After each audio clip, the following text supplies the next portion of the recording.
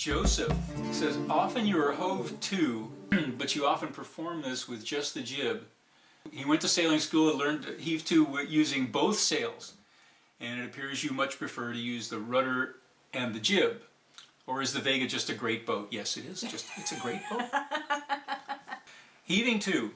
Lynn and Larry Pardee have a great video on heaving to. Yeah. And it's also in there. It's called Storm Tactics, and they have a book on this that backs up the video. And they're excellent, highly recommended. We'll give you a link for those two items. Heaving to answer the question, yeah, the Vega works great. Any boat with a full keel will work really well. Yeah. The reason we use you mostly see us using the jib alone when we heave to is because that's the easiest way to do it with our boat. Every boat is going to be different. Even two Vegas will be different. You know, our boat has canvas aft. Yeah, we have the spray skirts. So we have windage aft. It affects the way the boat will lie. Our best results are with the number 3 jib, small jib, and the rudder with the main furled. But we have done it. We have hove to with the main up. If the main is reefed down and the jib is, you know, we just sheet the main in tight and put the helm down, and that's it. Back the jib, put the helm down. It is very easy once you get the hang of it. It's just, you know. It's the first couple of times where you have to get everything set just right. Yeah, first couple of times you have to figure it out because you want the boat to lie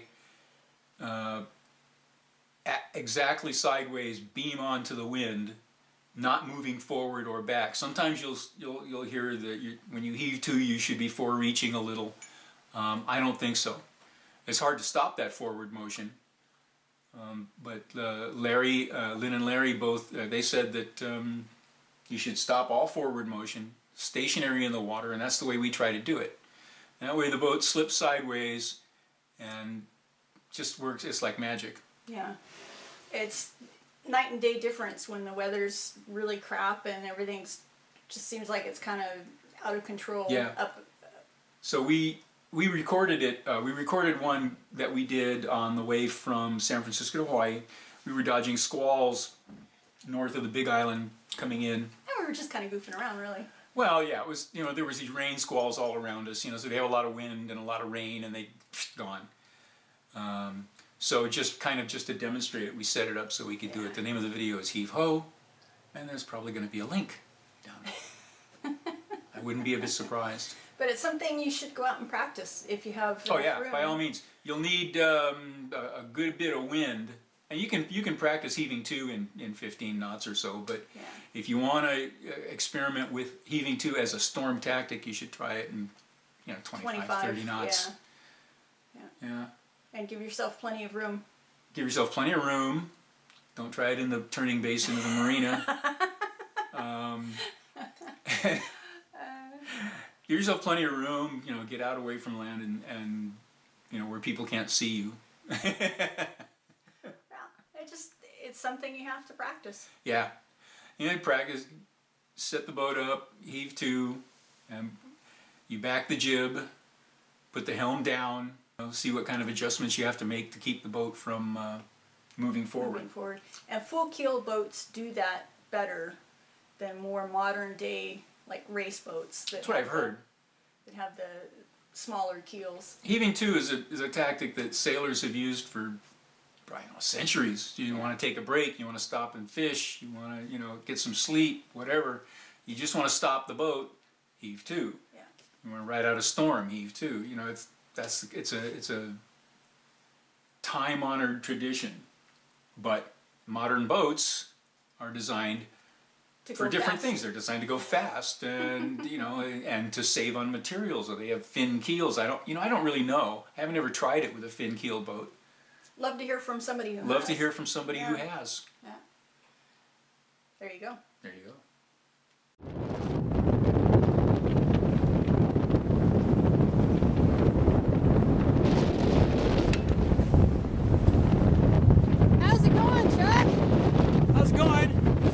Last night we were ghosting around in almost no wind and just ghosting along. And then all of a sudden the wind started to pick up and bam, from the north, just hit us. 25, 30 knots. All of a sudden we were caught were just caught unaware. Some of us were caught with our pants off. Some of us were caught with our pants off. Yeah. So, you know, we hove to. It was about all we could do. We had already reefed the main.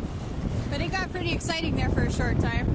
We hove to and we're heeled way over to starboard, and I noticed that water was coming in up through the sink drain. We got quite a lot of water in our sink drain, up out of the sink drain, because the sink's on the starboard side. It was below the water line as we were heeled way over like that, and the water was running up out of the sink into the pantry and down the side of the hull before we got to the seacock. The seacock, it turns out, is in an inconvenient place. We're going to have to fix that. We're going to have to cut away part of that locker floor so we can get to the seacock without emptying the locker. Anyway, we got that closed and bailed out using a sponge and a bucket. Probably about 4 gallons. 4 gallons, yeah. But we got all dried up. Except our bedding got soaked because it rolled off the bed and the floor in the water. With the cat. With the cat, yeah, with the cat.